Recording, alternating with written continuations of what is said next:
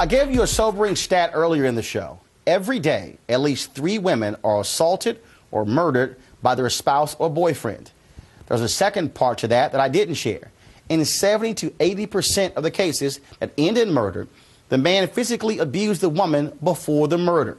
There's an epidemic of domestic violence in this country that needs to be addressed. Here to talk about it is Sil Lai Abrams, author of No More Drama and founder of truthinreality.org, a grassroots media advocacy organization committed to reducing the rates of intimate partner abuse in our communities by changing the way women and interpersonal violence are portrayed on reality television. Sil Lai, welcome. Well, thank you. So when we talk about domestic violence, I mean, if people really want to be honest, it's in many of our families. We've had mothers, we've had sisters and cousins and aunts who have been victims of this.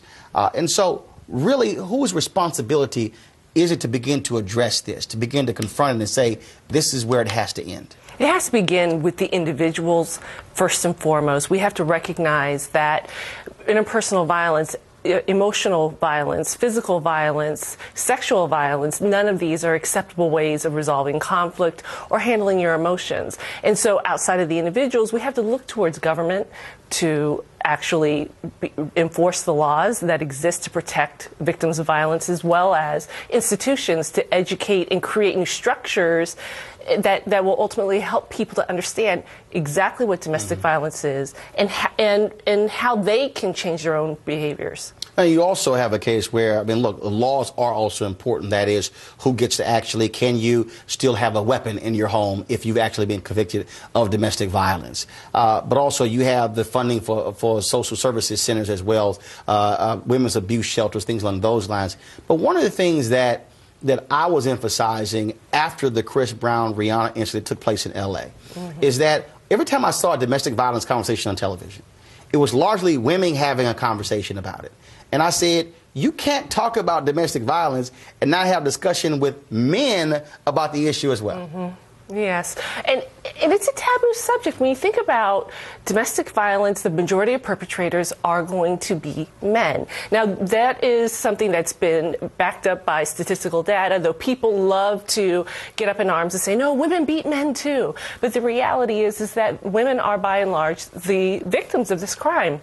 And so in having a conversation with men, you have to realize that in any room that you're going to be standing in, a percentage of these men will themselves be batterers. So you're coming up against people, lawmakers, who themselves are perpetrators of abuse, who refuse to acknowledge their own behavior or even to redefine it. But see, the reason I say we have to deal with that as well is because you have to also get to the root cause. And that is, I remember watching the Chris Brown interview where he talked about what he witnessed in terms of his father and his mother.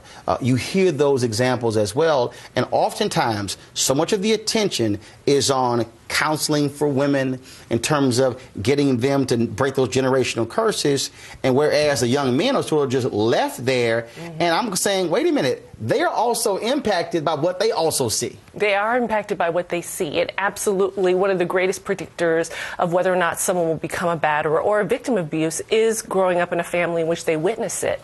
But it's interesting because within the battered women's movement or the violence against women movement, there's been a shift away from intervention and treatment programs for the batterers themselves and looking at intervention models for young men. So those that are at risk really... Conflict resolution, anger management, all those things. Absolutely. And healthy relationship skills. I mean, this is something that really needs to be a part of our educational system.